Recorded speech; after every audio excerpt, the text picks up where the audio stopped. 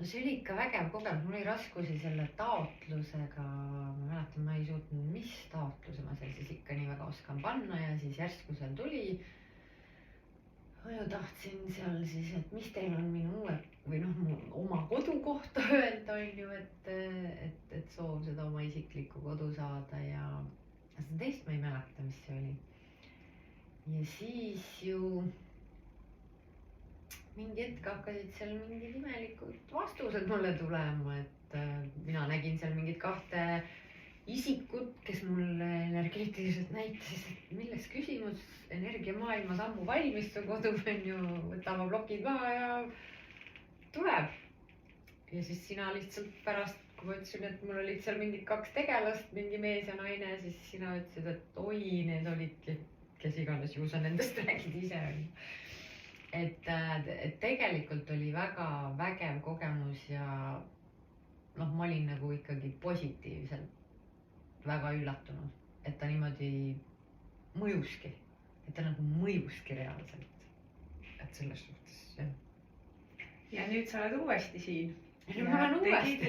Seekord natuke pikema seanssi ja kõik need korrad, see on normaalne, need on erinevad, mõnikord me suudame rohkem enda sisse minna, mõnikord tuleb ka teisi mõtteid, midagi halba juhtuda ei saa, sa oled igal juhul heades kätes ja heade energiate keskel, aga räägi siis tänasest kogemusest. Noh, praegu ma olen veel näiteks ikka peast soe, heas mõttes, sellepärast et see viib ikka väga mõnusasse lõõgastusse ja suht kiiresti. Ma olin esimesed, ma pakun välja, et 5 minutit, meil tegelikult aega ei tea olnud niimoodi, et see on teisenenud teadvuse seisund, ma ei saa, ma lihtsalt tean neid termineid. Ühesõnaga, et olek on selline, et ma ei viitsiks mitte midagi rääkida, ma tahaks olla oma ette, omas mullis, nii mõnus. Mure oli see, et äkki see saab liiga kiiresti läbi, et äkki sa juba tuled, on ju, et lihtsalt nii mõnus oli olla, et ära veel tule.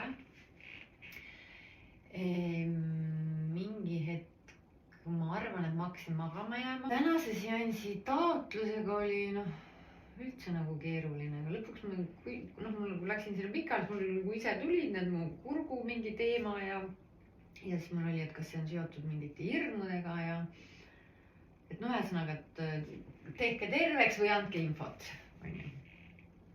Ja siis, või mida iganes ma selle kohta nagu teadma pean.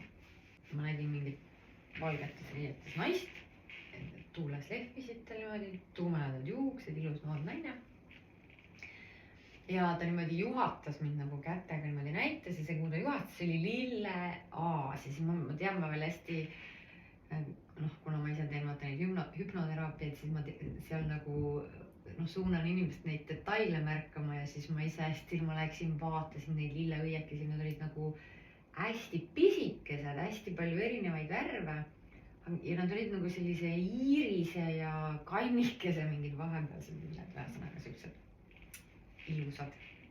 Ja siis mõtlesin, okei, et kuhu ta mind nüüd suunab, et aga hea küll, ma lähen, ma usaldan ja ma siis hakkan mööda seda aas minevaks, ma siis vaatan, kuhu ma jõuan. Ja ühel hetkel, algul oli selline päikesepaisteline, on ju, see kõik see värk seal.